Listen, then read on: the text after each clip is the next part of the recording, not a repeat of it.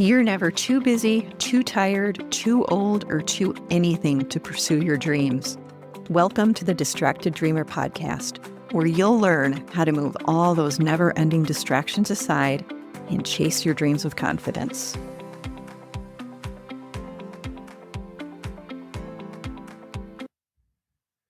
Well, hello, my friend. Welcome back to the Distracted Dreamer podcast. I'm your friend and host, Carlene. And today we're talking about, you guessed it, distractions. Specifically, the kind that sneak in when you're trying to do something brave or something creative or something just for you.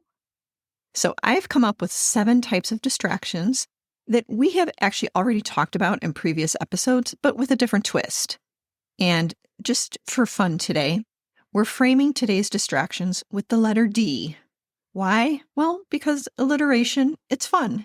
And also because it turns out a surprising number of our distractions really do start with the letter D. But before we dive into the list, I want to say this. Awareness is everything. And sometimes the most powerful thing that we can do is to just stop mid-scroll, mid-spiral, mid-sigh, and ask, what's really going on here? What's truly pulling my attention away? Because distractions, they're not always obvious, and they're rarely just about what's on the surface. So much of what pulls us off course, it isn't the distraction itself. It's the fact that we don't stop to question the distraction. We kind of follow the tug without asking why. And awareness, it invites us to look under the hood and name what's happening.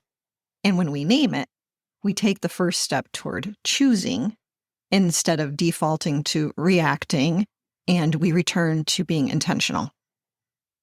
So I just want you to know, this is not about fixing or forcing anything. This episode is about you gently checking in with yourself and making some space to respond from a place of clarity and kindness. So first, I want you to notice without judgment, because that is the first step to getting clear and to ultimately regain your creativity, because that's really what your dreams deserve. So think about this episode kind of as a mini workshop where you're going to uncover your biggest distractions. Here's how this is going to work. So get out a pen and paper, and for each distraction that we talk about, write down what the distraction is. And then what you're going to do is you're going to rate how big of an impact that distraction has on you and your dreams right now.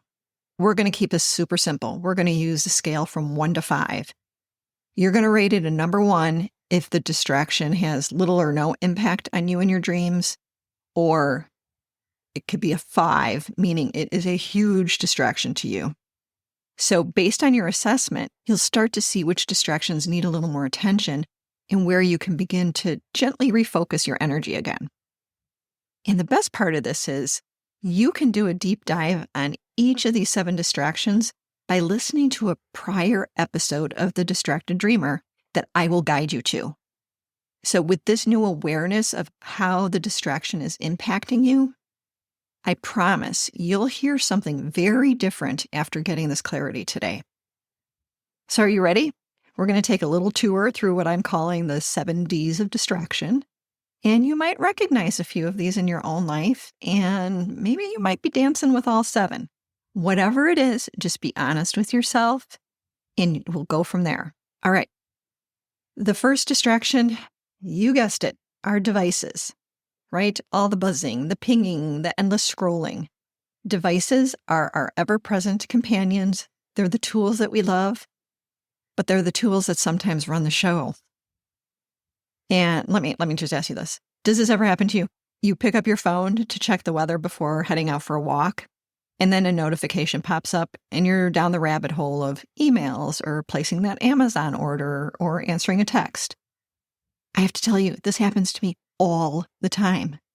I struggle to even remember why I picked up my phone in the first place, because it's literally 30 minutes later after saving a reel about organizing my pantry, which, let's be honest, I was never going to do that. Oh, and then I forwarded my daughter 3 reels on how amazing it is to be a grandma, and I had forgotten about the weather entirely. Our phones don't just distract us when we're on them. It impacts our motivation and energy for the rest of the day. So tell me, take a minute here and just think about this. On a scale from 1 to 5, 1 being, nope, this is not a problem for me at all, to 5 is like, oh my gosh, this happens to me constantly. I know this is getting in my way. So on a scale 1 to 5, how much are your devices distracting you from your dreams right now? Just take a minute. You probably knew that right away. I have a feeling a lot of us are at like 4 or 5 with that. And what most of us don't realize is that if you kick the habit of getting sucked into everything on your phone first thing in the morning, there are some real long-term benefits to it. First, it improves your attention and concentration and the ability to tackle all the challenging tasks with much greater ease throughout your day. The second thing is it increases your motivation when you don't get on that phone first thing in the morning. You will maintain higher levels of motivation throughout the day, which obviously leads to better productivity and you accomplishing what you set out to do. So if this device distraction really resonates with you, go listen to episode 24. It's called Own Your Day, Part 1, 4 Morning Habits That Boost Energy, Focus, and Motivation, where I dive into the science explaining how our brains are altered, and not for the good, when we start our day on our phones. There are also some great tips in that episode on how to manage this distraction for yourself. So go check it out. And, you can always try out the more obvious hacks like setting some sacred dream time, like a short window with your device on Do Not Disturb, and see what ideas surface when your mind has some room to wander. Another tool is you can use the app blockers or grayscale mode to give yourself some focus time. You could also consider designating one tech-free zone in your home, meaning that when you're in this room, there are no phones, no devices. But I think you'll get the biggest bang for your buck by going back to episode 24, because when you understand what is happening to your brain, it is going to change your motivation to change that distraction. Okay, distraction number 2 is doubt, right? This one just lives in the mind, all these wonderful thoughts that we have. It's that voice that whispers, who are you to try this? Or I'm not good enough, or just heck, I'm not enough. And that doubt, it masquerades as it's like reason or something, as it's like it's protecting us. But really, it's just fear. And I had a client one time, and she was on the verge. She was always on the verge of launching her coaching website, but she kept tweaking the layout and her about page and all the stuff. And when we really talked about it, she admitted she was afraid that she would be bombarded with clients, and she doubted that she could handle the success. So doubt had convinced her that the delay was about design, but really it was about a fear of being seen. Another example would be when I started this podcast. I doubted anyone would listen, or I feared if they did, they would hate it, and I just didn't want to disappoint people. So on a scale from 1 to 5 again, how much is doubt getting in your way right now? How much do you doubt yourself when it comes to your dreams? Remember, a number 1 is not at all. Doubt is not in my life. And a number 5 is like, oh, yeah, this is a big part of how I'm thinking about things. Okay, let's take a quick second and just talk about what self-doubt really is. Well, first, let's clear up what it is not. Self-doubt is not a feeling. Fear and uncertainty are feelings. Doubting yourself is what you do when you feel fear, or you feel unworthy, or you feel uncertain. So you see, self-doubt is a habit. It's an actual action. It's an action. In self-doubt, it keeps you very busy up in your head. You're very busy creating worst-case scenarios. You're busy overthinking.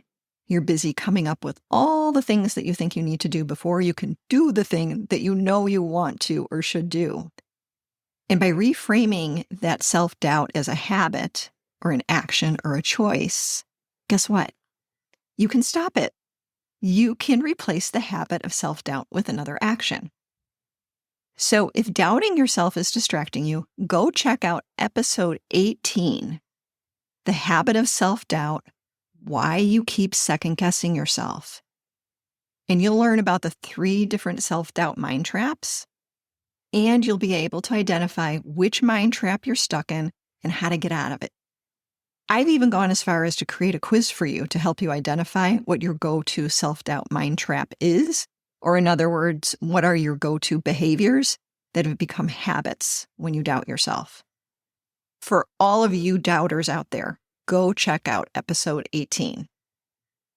Moving on to number 3. And number 3, this might not be the best word for this, but it was a D. So this is what I came up with. I'm calling it drama because sometimes it's not our own drama or our own storm that we're caught in. It's somebody else's.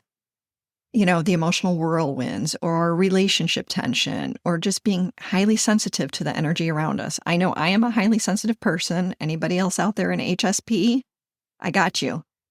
And I can tell you, I once found myself unable to write for days because I got caught up in a friend's conflict. I wasn't part of the conflict, but I was her confidant in it.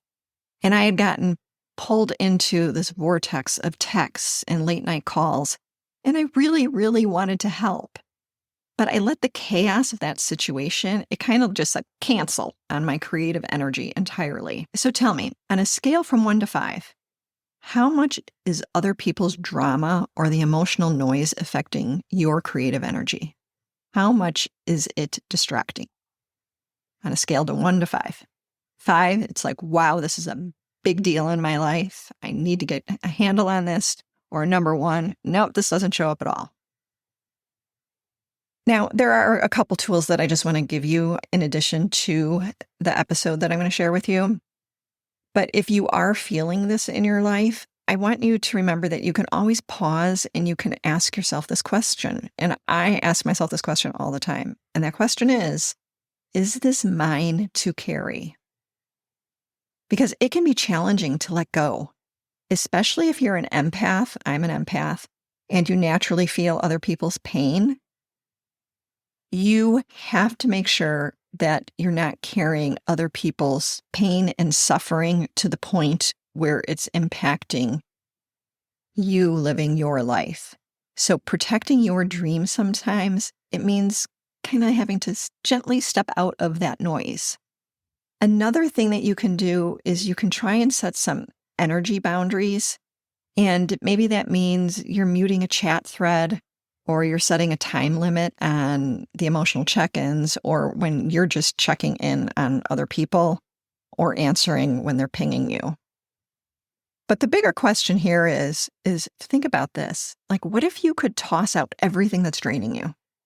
What if you could create space for all the things that bring you energy, clarity, and focus?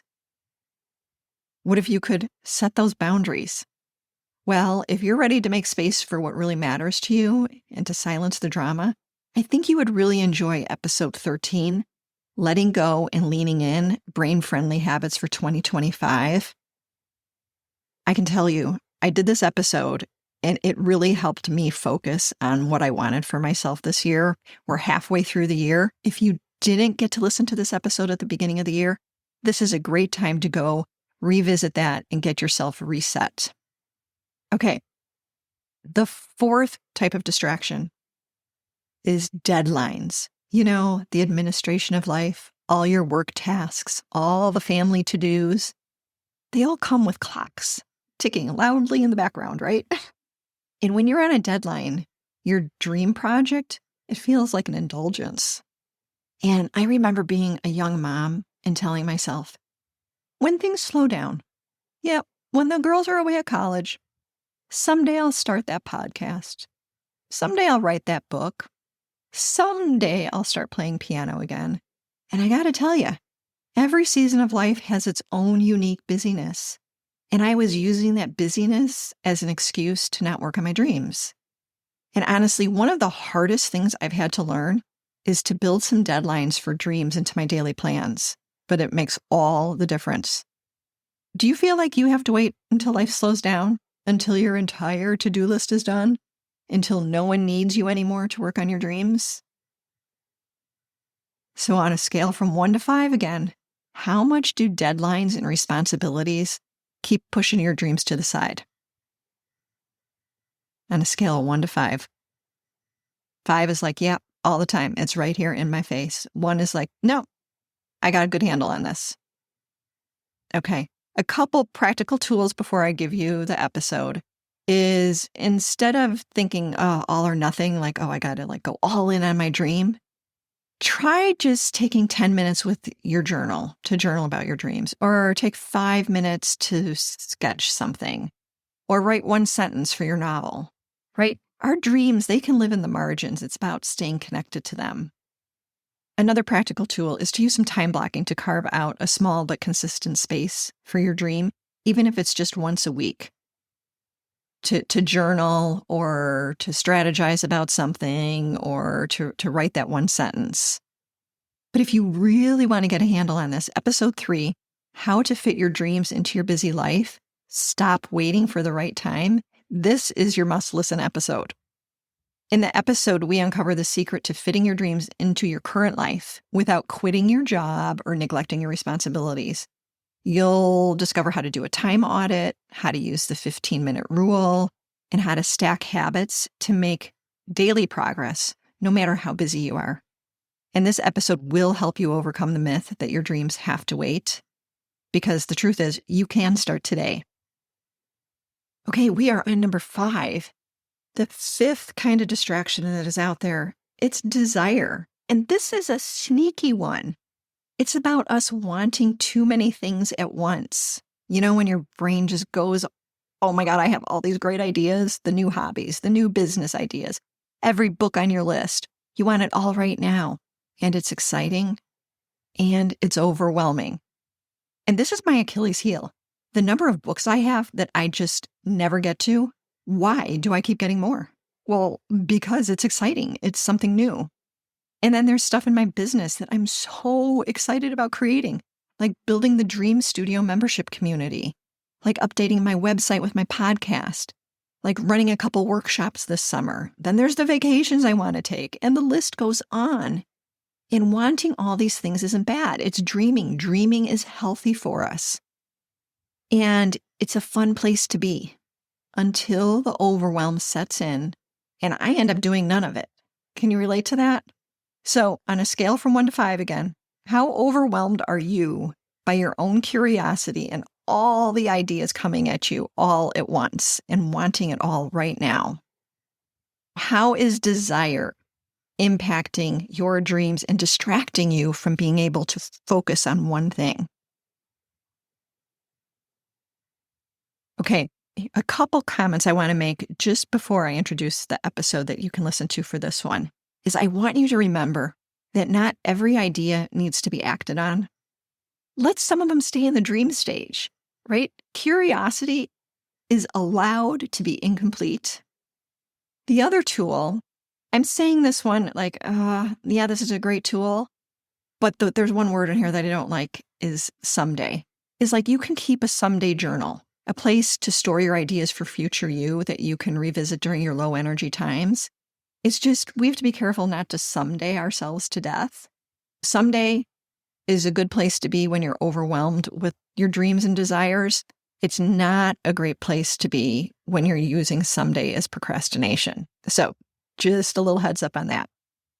But where you're really going to make some progress is if you tune into episode 2. Your dreams matter, even if you don't achieve them. This is your permission slip to dream for dream's sake. Here's a little snippet from episode 2. We've all grown up believing that the ultimate goal in life is to achieve our dreams. I was always taught you must finish what you start. But here's the truth. Your dreams aren't necessarily there for you to achieve them. Sometimes they serve a different purpose. Your dreams are there to give you direction, to help you grow, and to teach you about yourself. They are about the process, not the finish line. When you focus only on achieving the dream, you can easily miss the excitement and the growth that happens along the way. If all your beautiful creative ideas are overwhelming you, you must go back and listen to this episode. Okay, the 6th type of distraction that we have, it's called disorder. You know, that pile of laundry, the cluttered desk, or the mental chaos. A messy space can mirror a messy mind or vice versa. Now, I can't function when my desk is buried under journals, mail, Post-it notes, and half-finished projects. I have to clear the space to clear my head because the disorder or the disorganization, it's a huge distraction. And I think this is one of the most common distractions we think about is our physical environment. And it really is one of the easiest ones for us to control. Like do a clean sweep and put everything on your desk in a pile out of sight and deal with it after you've had your creative work time. It really shifts everything for me. So on a scale from 1 to 5 again, how much does physical or mental clutter get in your way creatively? How distracting is that for you right now, the disorder, on a scale from 1 to 5? Like I said, a couple tools here. I already told you about tidy one corner or just clearing some physical space clears the emotional space too. You could also create a dedicated creative space, even if it's like a tray or a chair or even a ritual like lighting a candle that signals that it's focus time. But if you're really ready for a deep dive, then don't miss episode 23. It's called My Easy 4-Step Process to Declutter Your Life and Focus on Your Dreams, a spring cleaning guide to clear mental clutter, reclaim your time, and reset your goals. And in this episode, I'm walking you through the 4 steps that I use to clear out the noise. We're talking about clearing physical, mental, and emotional clutter, reclaiming your time, and resetting your goals so you can finally create space, what truly matters to you, your dreams. Okay, we have made it to number 7. The 7th and final distraction is drift. Drift, D-R-I-F-T, and this one is subtle. It's when we lose our way, not through crisis, but through slow disconnection. We forget what we were reaching for. Sometimes we have that nagging feeling in life like, is this it? Is this all there is? Maybe you feel like you're on autopilot, like you drive to work, you bring your lunch, you sit in a cubicle, you chat with coworkers, you do some tasks, you go home, have dinner, and repeat. And we get so buried under the day-to-day doldrums that we're just moving mindlessly disconnected through our to-do lists. It's like we're experiencing some kind of dream amnesia. So on a scale from 1 to 5, how much are you feeling disconnected from your original creative spark or goal or dream? It's a big distraction. Drift is a big distraction. How's it showing up for you on a scale 1 to 5? Okay, you can reconnect with your dreams and desires by listening to episode 8, 4 signs you could be betraying your dreams.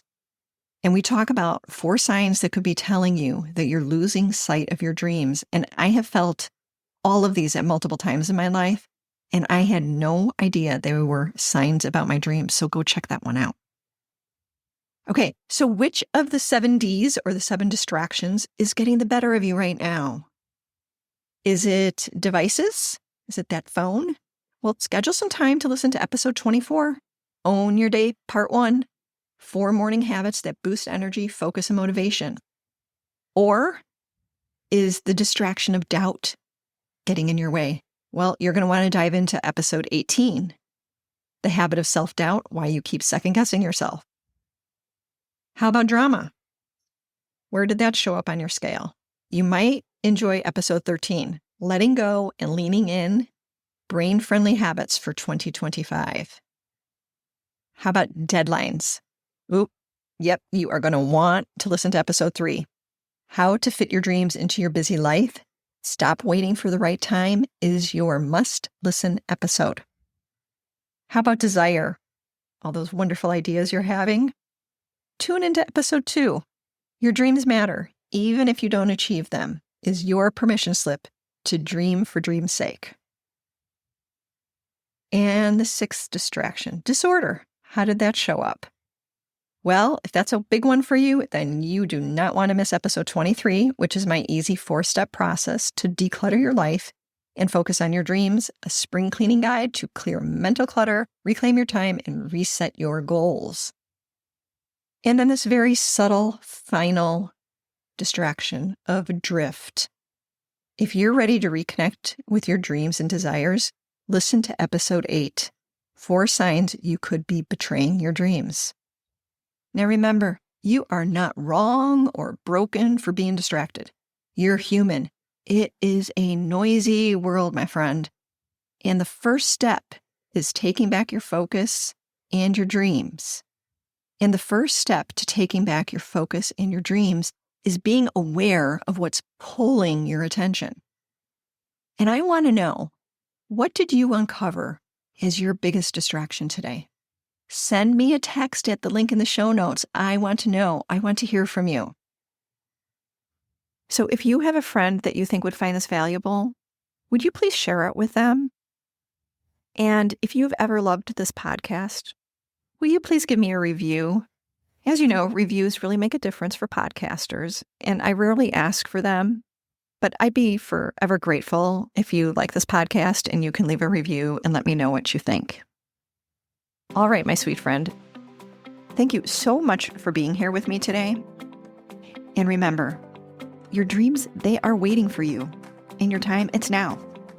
And I'll be back next week, ready to welcome you to our next conversation. Oh, and one more thing. This is the legal language. You know, the stuff that the lawyers put together, and they say that I need to read this to you. So here we go. This podcast is presented solely for educational and entertainment purposes. I'm just your friend. I'm not a licensed therapist. This podcast is not intended as a substitute for the advice of a physician, professional coach, psychotherapist, or other qualified professionals. Got it? Good. I will see you in the next episode.